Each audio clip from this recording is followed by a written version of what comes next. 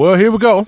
This is part 2 of our interviews from CPAC. And as I mentioned in the previous episode, we're not going to have a lot of time because we have 6 interviews we're going to play for you today. So without further ado, let's get to it.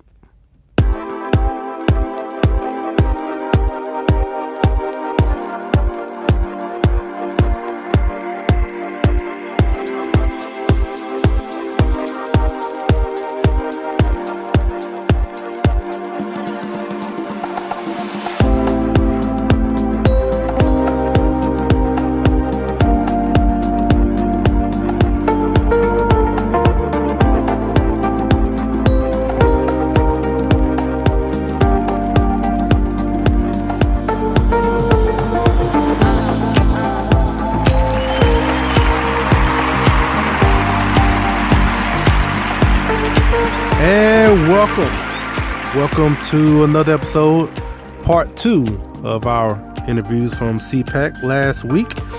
I'm your host, Brian Bledsoe. And if you want to connect with us, whether on Facebook, Instagram, or Twitter, it's all the same name, Trend Chat 24/7. And I write for Politichicks.com. If you want to read some of my articles, just go to Politichicks.com/author/Brian Bledsoe. And don't forget about the book, Politichicks, A Clear Call to Political Activism, which is available on Barnes & Noble and Amazon. Like I said, I have to get through everything a little bit quickly, I guess, because like I said, we have 6 interviews that we're going to play with Dr. Kelli Ward, who is running for Senate in the state of Arizona, CRTV's John Miller, who does the White House Brief, and Katrina Pierson with America First Action, Marv Allen with the Black Conservative Federation. And I want to say that again, Black Conservative Federation, because I noticed that I said foundation at the end of last episode. So I just want to make sure everyone gets it right, including myself. It's Black Conservative Federation. And also we talked with Ivan Raiklin, who is running for Senate in the Commonwealth of Virginia. And I say it like that because, well, you're here in the interview why I said it that way. And also Britt McHenry, who is a former ESPN reporter and who is now a contributor with the Federalist. And also, just recently, she has a show on Fox. I don't know all the details. It's just something that she just announced actually yesterday. And I remember in the interview, she mentioned that she had something coming up that she couldn't talk about.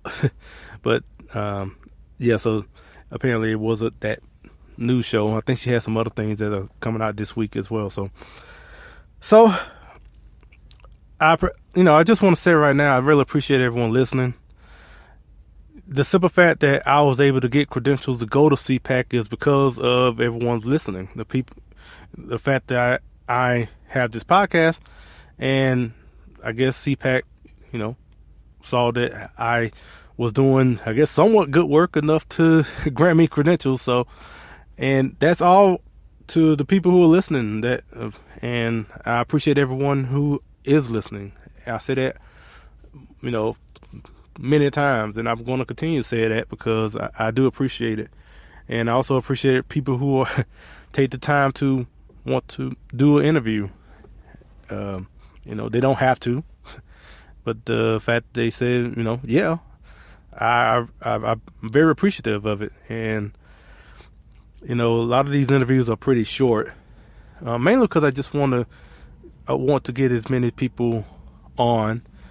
But hopefully in the future, I will get a chance to talk with them for, maybe 10 or 20 minutes in the future. I guess we'll just have to see in the coming months and whatnot. It's funny. I just want to say this and then we'll get started. But, when you go to these events, it's a lot of networking going on. You get a lot of business cards and I know for me, like, especially if I'm doing these interviews, I get these cards and I give them my card. And it's funny, after an event like this, especially with like so many people, thousands of people, and you meet like at least probably 100 of them, and you get a lot of cards. And I'm looking at my cards, and I got to get better at this, but I'm going to get better with it at this CPAC that just passed, is that when an event passes, that I make a concerted effort to make sure that I respond to these cards. At the very least, just saying, nice to have met you at CPAC or whatever. And, not only is that courteous, it just, also it could set up future interviews. Like I mentioned before about with the people that I interviewed, last week, continue that dialogue to maybe get more, to get another interview in the future or interviews with others. So anyway, I also want to say, I don't know how I sound. I feel like I sound a little nasally. I don't know if I sound any different to y'all. I think I do, but if I don't, great. If I don't know, let me quit rambling, because like I said, I only have a lot of time. So let's get to our first interview. And we're gonna start off with John Miller with CRTV, and like I mentioned, he does a show on CRTV called The White House Brief, and we talked about that and a couple other things. So here's our interview with John. It's Trent Chat, and we are here with John Miller, who you can hear his clever commentary on the White House Brief on CRTV, which I am a subscriber of, and definitely I enjoy all the programs. And just I'm honored to get a chance to speak with you. How are you doing? Good to be with you, Brian. Thank you for interviewing me. So tell everyone who don't know about the White House Brief, what's it all about?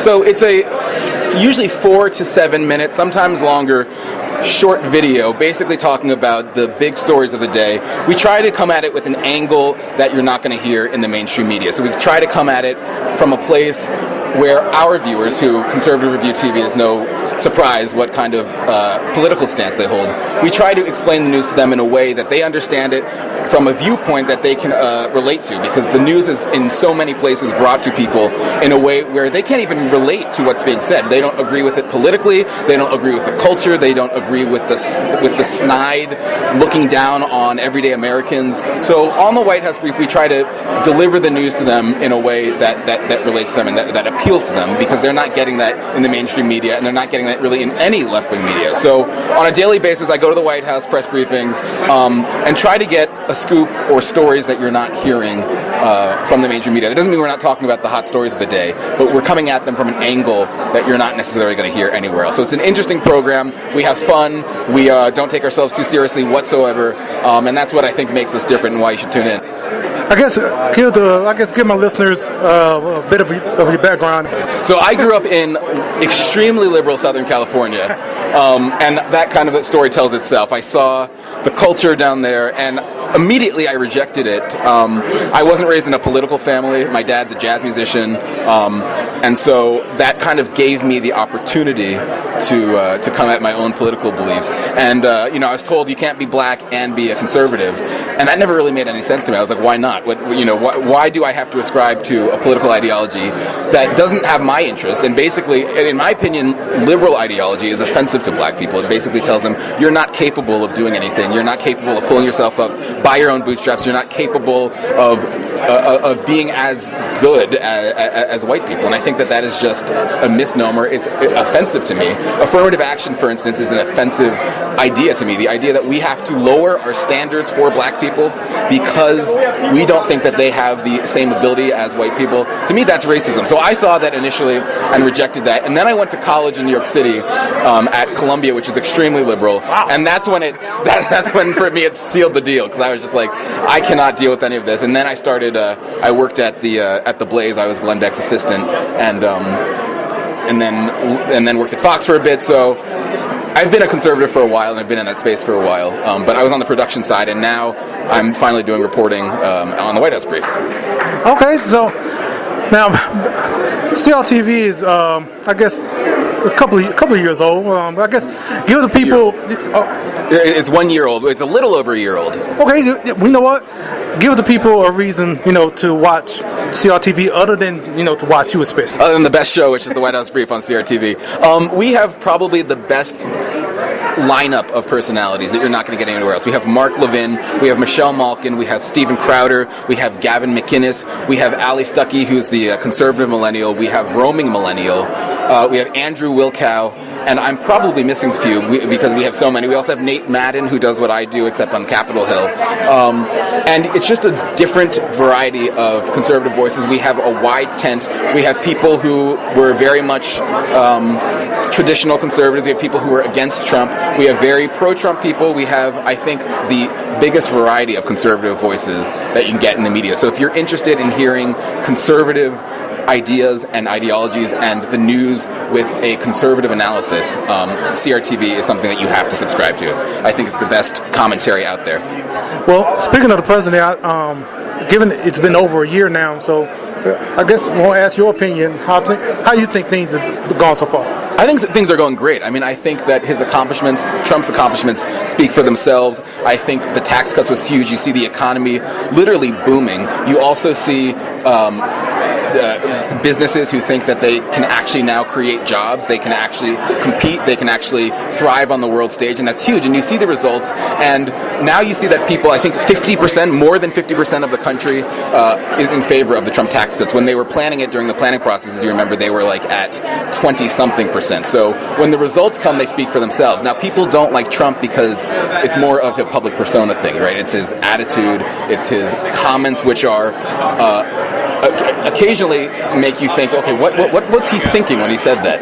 And so I think that's what Trump has working against him is his public persona. Some people love it. Some people think that, he's funny, he's daring, he's not a typical politician. I'll give him that. I think some of that works to his benefit, but I think that gets in his way, and he limits himself from reaching a wider variety of people because his policies are helping people. Black unemployment is at an all-time low, at least from when they started counting. Same thing for Hispanic unemployment. And then unemployment in general is down at a 17-year low. So I think that his policies are great for the American people, but people are choosing not to see it because they can't stand his public persona.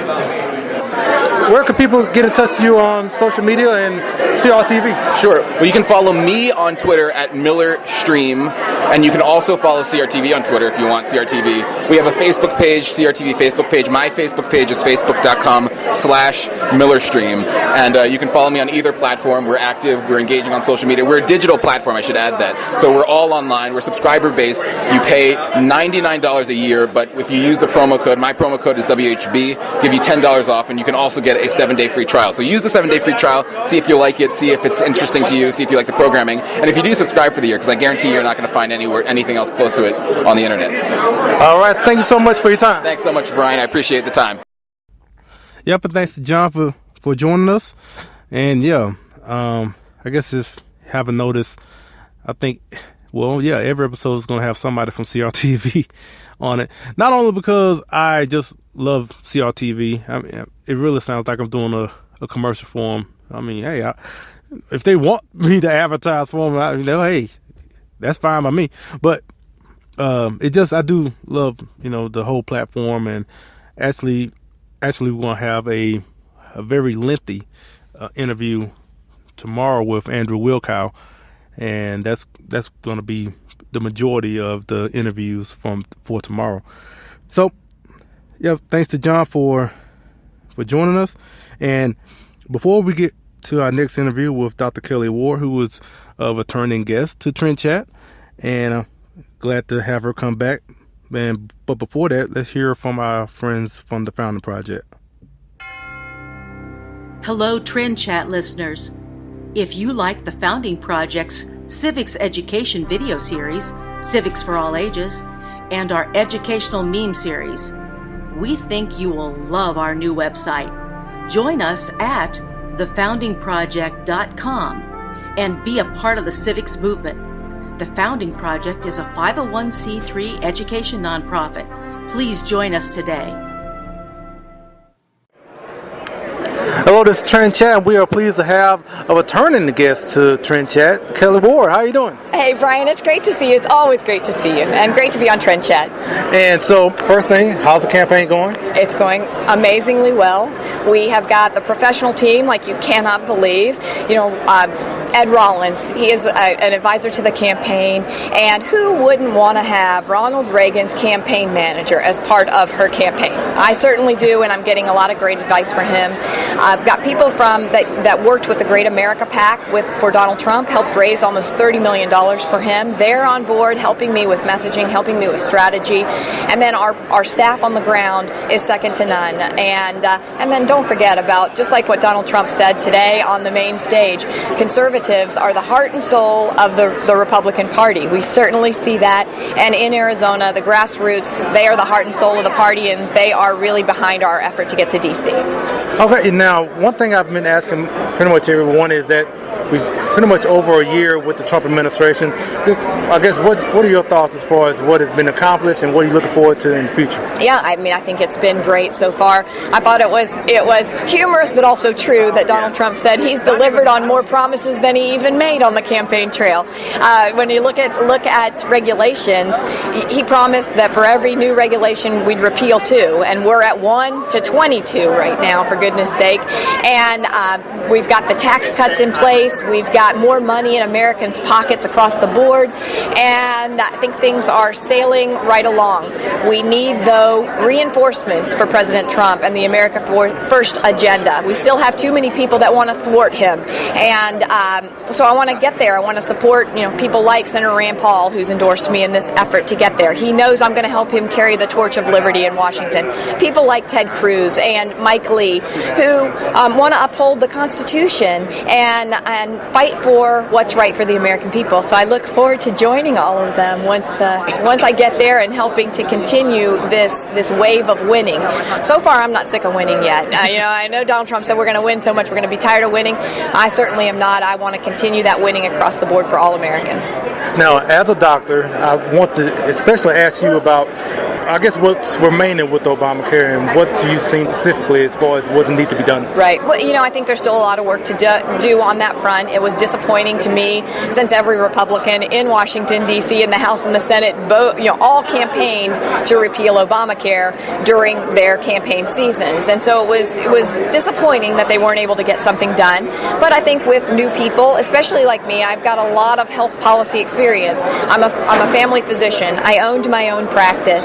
I did medical education for decades. I made health policy. I have a master's in public health, and I've been able to put that whole package together. And I think that once I get to D.C., I can help to be a catalyst and be a leader in that arena so that we can finally get rid of this burden of Obamacare that has been harming our economy and harming the health of Americans because they can't get access to high-quality, cost-effective health care via big government medicine. Well, I guess the last thing I want to say is let everybody know where to reach you on social media and if they want to get more information on your campaign. I'd love to have everybody's help. I know that only listeners in Arizona can vote for me, but remember, in the other states, I will be voting for you once I get to the United States Senate. So join me on social media across all the platforms, Kelli Ward AZ, KelliWardAZ, and my website's kelliward.com. So you can find out about policies, you can find out about volunteering, and of course you can find out about how to donate to this effort and send me to D.C. All right, thanks so much for your time. Thanks, Brian. Yep, and thanks to the good doctor for joining us. Now, we're going to play the next 3 back to back to back. We're going to play a little bit from the Founding Project in between there. But yeah, right now we're going to go to Marv Allen with the Black Conservative Federation. Then we're going to go with Ivan Raiklin and then Katrina Pierson. So all this going to be back to back. So, whether you like it, maybe you like it, maybe not, but you're not going to hear from me for the next 3 interviews. So, all right, here we go. Like I said, first from Marv Allen. Hello, this is Trent Chatton, and we are pleased to have the Vice President of the Black Conservative Federation, Marv Allen, with us. How you doing? I'm doing well. How about you, man?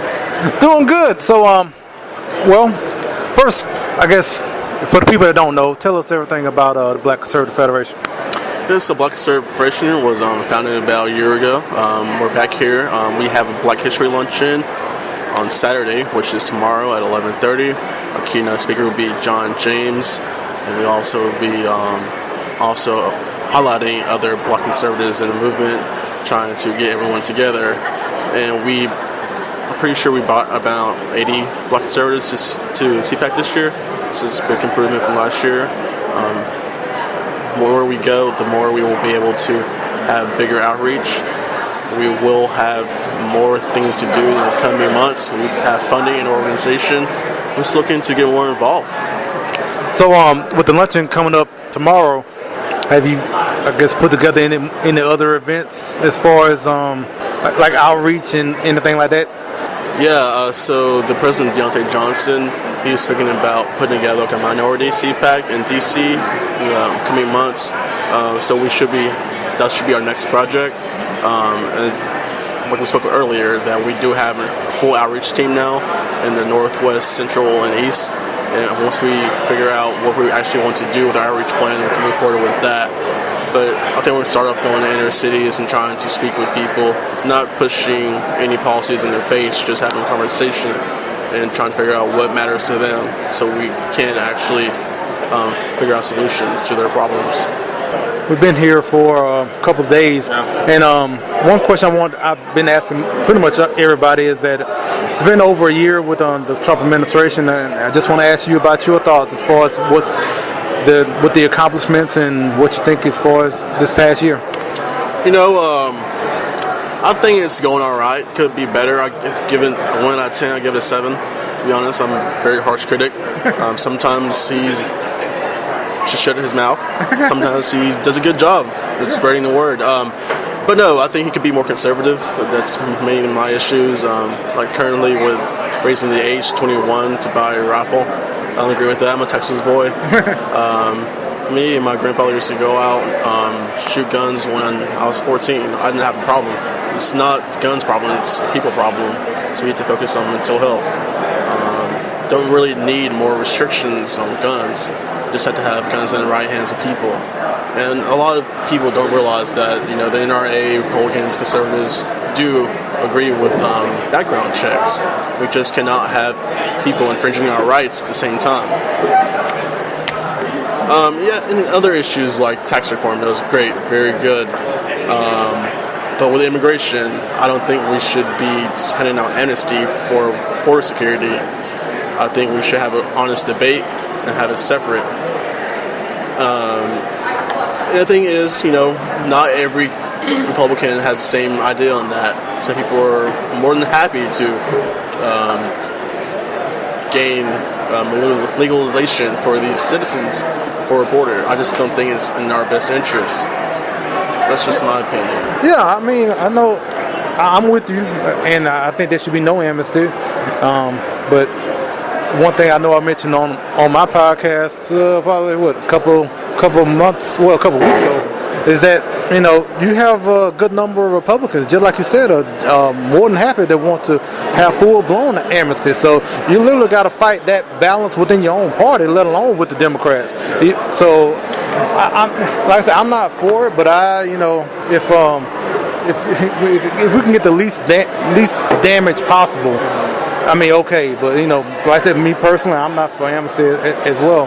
Now, I know going into the second year, so now we got this whole budget with the budget deal, and some didn't care for that, and now now we got this whole infrastructure deal, and so I kind of feel like we might be heading off to a little bit of a rocky start into this second year. So I don't know what you think. So right now in politics, every week seems like a different subject. I mean, every single day. I think we'll do all right with infrastructure. I think we'll have our biggest issues with our own party getting that through. I think Democrats come along. Do I agree that we should be spending $1.5 trillion for our roads? Maybe, but I do think we should contract it out to private organizations. I don't really believe that our government can get things done quickly and efficiently. It's hard to say, but I don't mean to cut you off, but we both from Texas, so we know about construction, road construction especially. So now I'm a truck driver, so I'm going down not all of them probably, but a good majority of these roads in contiguous 48 states. And as far as these roads are not crumbling to the point to where that we're going to hit a pothole every mile. I mean, there's some states they're not that great. some of them, but maybe one or two. But for the most part, most of these roads and bridges are okay. Yeah. And so spending that much money, also it should be a state issue for one. That's one way as far as looking at it. Well, I think his plan is to give a certain amount of the money to the states so they know what best to do with it. Like I said, we're both from Texas, and they've been doing construction since I've been alive, especially I-35. But we get back to American exceptionalism. We always want things to be perfect. But I don't think the solution is to have more government. I think we should focus on private contracting to get these things done. And the thing with taxpayer money is you don't really have a choice. It kind of just goes. People say, "Oh, it doesn't matter. It's $1.5 trillion a drop in the bucket." But we could also maybe put in that towards education. We could put it into the justice system. We could put it into a lot more things in infrastructure, which again, I'm fine with rebuilding our country, which is good. But I don't think we should do it through the government. It's not a crazy idea. No, it's not, especially for conservatives. So, yeah. So, I know I mentioned if y'all have anything else planned. So, if anybody wants to find out more about the Black Conservative Federation, where would they find you? So, the website is www.bcfamerica.com. And then we also have a Facebook page. It's just Black Conservative Federation. And then if you want to reach us, you can do 217-806-0656 is our contact number. All right. I appreciate so much for your time. All right. Thank you.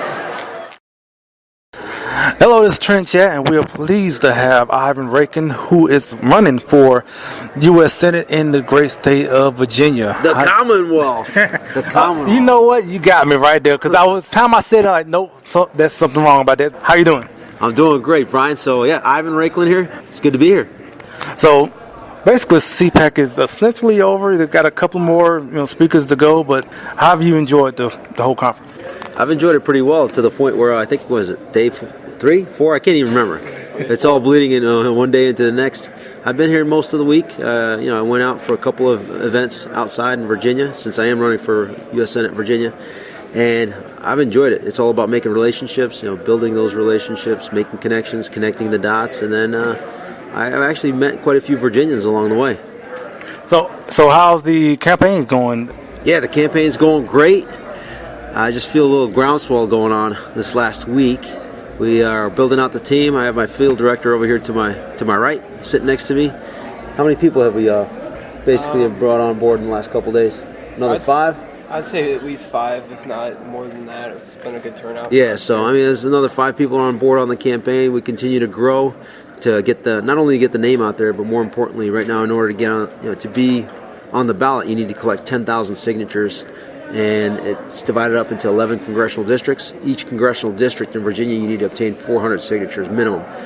Really, truthfully speaking, you need to get double that, just so that if there's any signatures that are ineligible, the name, something's incorrect, you're still able to meet that threshold. And then once we get on the ballot, you'll start seeing a lot of name ID going out there based on some of the things that I've done in the past. As far as, my background is I'm a Green Beret commander, served on 4 continents, countering ISIS, Taliban, Russian aggression, MS-13. I've done some work in the startup space as an entrepreneur, tech investor, and advisor. One of the company the founders for one of the companies I advised were on Shark Tank last year, and I speak 5 languages. That resonates with, that background resonates with different sectors of society, so I can be the voice for those different communities, whether it's tech, whether it's veterans, whether it's millennials, because I'm heavily involved in social media and tech, whether it's new immigrants, legal immigrants, because my personal story of having my parents come to the United States after fleeing the Soviet Union in the 70s, and then my wife, same thing, came here legally, stood in line, and that's really it. I think it's more of an answer than you probably wanted, but that's what I'm feeling right now. No, that's great, because I guess the people in Virginia wanted to. I don't even know anything about the race that's going on there. I don't know if you have other people running, and I don't know when the primary is. So I guess give us details about all that's going on. So June 12th will be the primary. Okay. November 6th is a general election, and I'm running for America and for Virginia. I've served for 20 years, and I want to continue that service in a different capacity And I just think that if you look at, take a look at the race, look at the folks that are running, whether they're on the same team, on the right, or whether they're the incumbent. I have the more compelling story, the more robust professional background that can be a better representation of the Commonwealth of Virginia. Now, is this I'm guessing this is not your first CPAC, I'm guessing. This is my second CPAC, and I thought you were going to ask, because usually people ask me, is this your initial time running for office? And I tell them, that's my advantage. It is. Okay. Yeah, I was thinking that, but I was just wondering as far as, because like for me this is like my third. So. Ooh, you got me beat. Oh well, just about a little bit, but as far as doing media and everything, it's my second year. Yeah. But yeah, so as far as this whole atmosphere and given like we're kind of wrapping it up now, but every time it's just wrapping it's it always up. great. We can still battle rap right now if you want. No, you don't want that, because I could probably maybe two lines, and then after that I'm That's just it? like okay, no worries. So maybe next time. So on the next episode, we'll do a battle rap. Yeah, it's funny because I have an episode I keep teasing about, talking about, Trend Chat in general with the executive producer, but that's a whole nother thing. But I appreciate it so much for your time. Hey, thanks, Brian. Appreciate you having me. Hello, this is Trend Chat, and we are pleased to have Katrina Pierson, who is the spokesperson for America First Action. How are you doing? I'm doing fantastic. How about yourself? It's a great day, right? Yeah, definitely getting all the interviews and get a chance to speak with people. And like I mentioned before on the podcast, this definitely is a break for conservatives to get away from the liberals that they deal with on a daily basis. As people, we normally are dealing with liberals all the time, so it's just great to be around like-minded people and just take a breath and not have to worry about being offended about something. So, yeah, I mean, it is really nice to see people that you don't get to see all the time, face to face. So it's a great time to get everybody in one place and get caught up, especially for those of us like myself who've been in the grassroots movement for a very long time. So it's been nice to see people that we used to do rallies and protests with 10 years ago. So I think it's really nice to have everybody come together in one place. We saw each other in other events, especially in Texas, and also being connected with the Heritage Foundation and with the Heritage Action Sentinel program and all that. So, yeah, just meeting up with people that you maybe haven't seen in years or something like that. Yeah. So it's always great. So one thing I want to mention is, it's been over a year now. Where do you think, as far as the Trump administration, how they've been doing in the past year, and as far as what you think about in the future and what they're planning on? I think the administration has done a great job. The president has done a great job at pushing his agenda, even against the will of the media, against the will of folks in the agencies that aren't very supportive of him, Republicans in the Senate that haven't been supportive of him. We are 1 year in to the Trump administration, and he's been able to accomplish things that most of these politicians have been able to accomplish in decades, and I think that speaks volumes. So just imagine what it would be like if everyone was on an America First agenda. Now, speaking of America First, so give everyone, I guess, some details as far as what America First Action is. Well, America First Action is a super PAC designed to support the president and the administration, their policies, and supporting candidates that can help push forward President Trump's agenda. Going all the way back to the campaign, whether it's his position on illegal immigration, his position on pushing this infrastructure package, and really everything that was on his his list in his first 100 days that he has started with regards to deregulation and signing the executive orders, redevelopment. Now we're getting ready to talk more about infrastructure. So really it's an organization on the outside that's going to be supporting President Trump and his agenda. Okay, and I know you mentioned candidates. Do y'all have any that y'all already endorsing? Well, we have in the past. So essentially what you'll see is if the president endorses a candidate, we too will be supporting that candidate. And I think here recently there has been quite a bit of discussion with regard to the congressional race in Pennsylvania, Congressional District 18. And yes, we, as of today, have jumped into that race in CD 18 in Pennsylvania. We're actually spending $1 million in that special election for the support of keeping a Republican in that seat. Okay.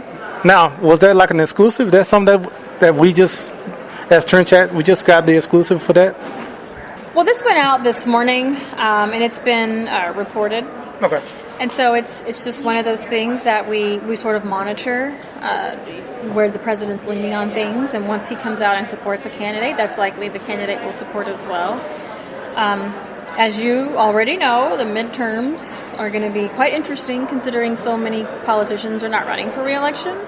So we're going to have to be very engaged.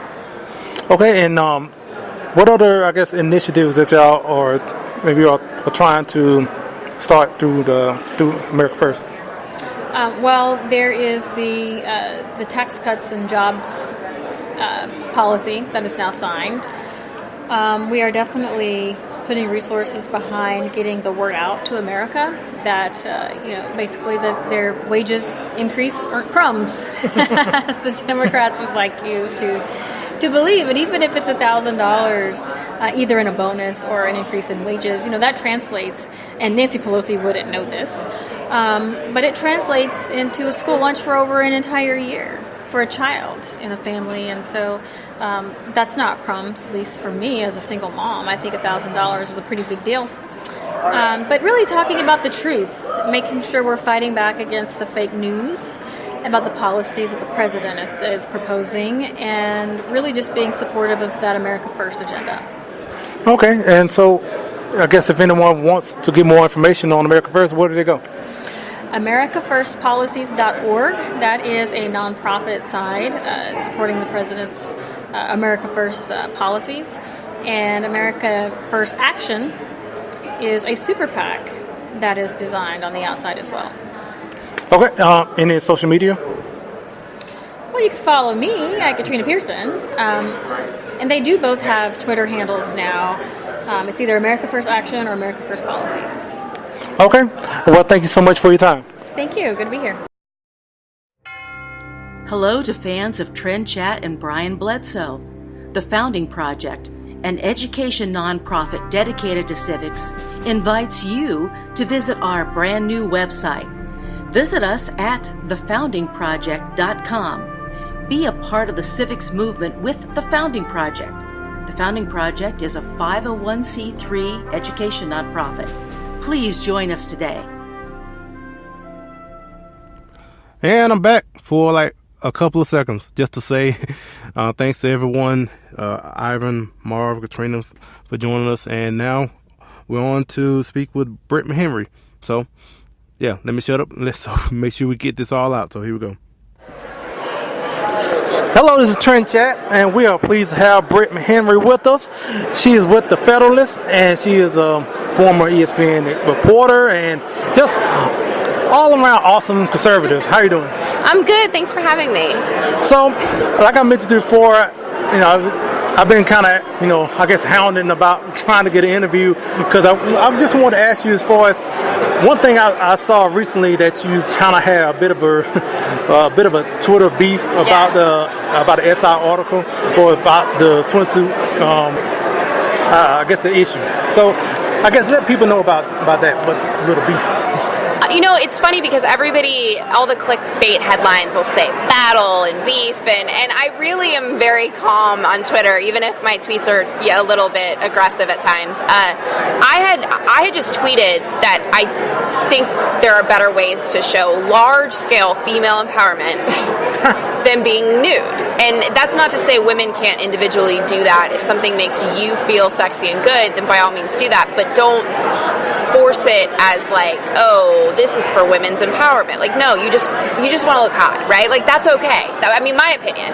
I didn't know Paige Sparanak, former golfer, I didn't know she was even in the magazine. She saw my tweet, responded to me, and so we had a bit of a back and forth, which resulted in her sending me like a naked photo of herself. A lot of guys were jealous about that. But I stand by what I said, and I was more specifically talking about the In Her Words campaign, which was about Me Too. And again, every woman can have their freedom, but I think Aly Raisman in the courtroom, fully clothed, dressed professionally, delivering an iconic speech and standing up for women against the pervert Larry Nassar, that to me was more empowering on a large scale for women than going naked. And that's just what I think. A lot of conservatives really supported me, but the beauty of this country is we agree to disagree sometimes. Now, I guess if anyone follows you on social media, you definitely see your opinions, and also if they see the replies that you get. So, I mean, I guess how do you deal with all that, the good and the bad? I don't read them anymore. So I used to get myself in a lot of trouble. I had 2 Twitter apps on my phone. One was Echo Phone, which really shows you everything. Like you could show your name popping up if you search it and your handle. That sounds dangerous. It's very dangerous. And I so many nights I would enjoy some beverages with my friends, and then you see everything people are saying to you. So I don't look at, I will see nice comments here and there, but I deleted that app, and I just try to tune it out as much as I can, because what will happen is I like to engage with people. I'm pretty passionate and emotional sometimes, and I think it diminishes your message if you get into these little squabbles. The issue with Sports Illustrated, I stand by. That's my opinion. It was something I discussed on Fox News. But if Joe Smith with 5 followers is coming at you writing something mean with the little egg, with the egg, 9 times out of 10 it's somebody you already blocked, and they're creating fake accounts.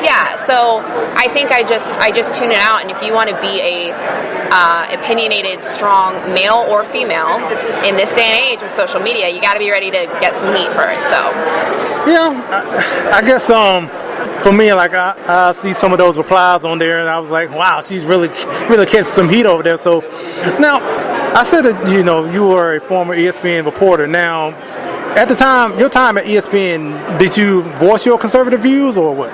No. Well, a couple things. I was a reporter, and when I was hired, the network was very different in 2013, and it was much more standard news reporting, what I actually wanted to do, what I liked. The network has gone very opinionated in the last year and a half, 2 years. And as that started to happen, I think I started to sort of find more of my voice. And I don't have an issue with it, but they wanted to silence conservatives. If I favorited a tweet, I would get a phone call. Compare that to some of the things you see on TV and some of the personalities tweet. So when we parted ways, it was heavily based on my politics and my opinion, and I decided to just turn it up and be a voice for other conservatives. Now, is that something that you mentioned before about, like, you said if you favorited a tweet, you would get a phone call? Yes. Like, really? Yes. Now compare that to Jamel Hill. I was just about to say that. Yeah, if you agree or disagree with her, it's just more the point of she had the liberty to say things like she did, and got some punishment for it.